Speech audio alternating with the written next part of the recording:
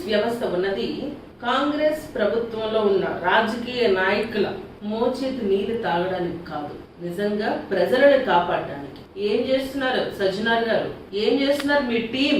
Women trafficking జరుగుతుంది, అయినా కూడా పోలీస్ వ్యవస్థ నిమ్మకు నీరెత్త లేనట్టు ఉంది అంటే సిగ్గు చేటు.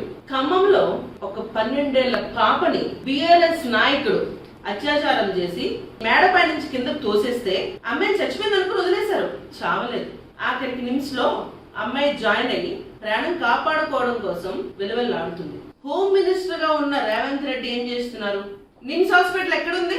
పక్కనే కదా ఉంది. ఏనాడైనా సీఎం రేవంత్ రెడ్డి వెళ్ళాడా? ఆ ఖమ్మం జిల్లాకు సంబంధించిన తుమ్మల నాగేశ్వరరావు గాని, బట్టి విక్రమార్క గాని, పొంగులేటి శ్రీనివాస్ రెడ్డి గాని, కొన్ని మహిళా మినిస్టర్లు వెళ్ళారా? సోకాల్ సీతక్క, కొండా సురేఖ గారు వీళ్ళెవరైనా వెళ్ళారా? అమ్మాయిని పరామర్శించారా?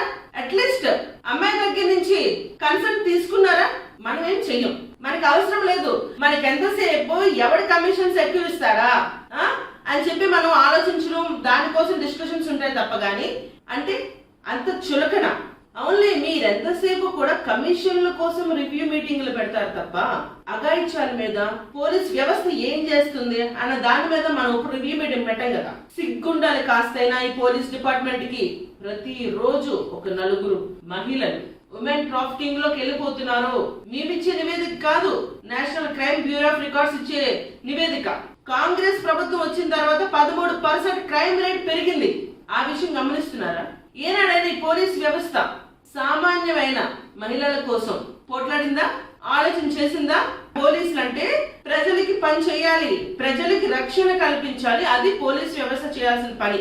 అంతేగాని సెక్యూరిటీ పని కాదు మనం చేయాల్సింది.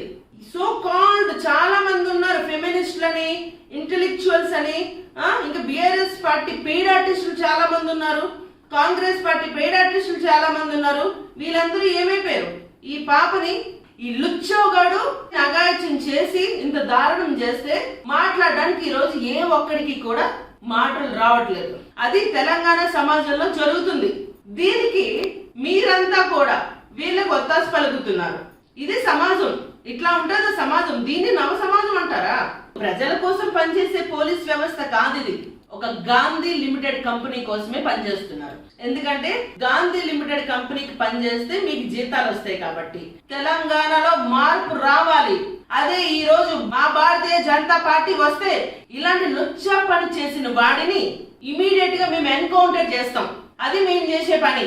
మీలాగా చేతులు గాజులు వేసుకొని మేము కూర్చోం.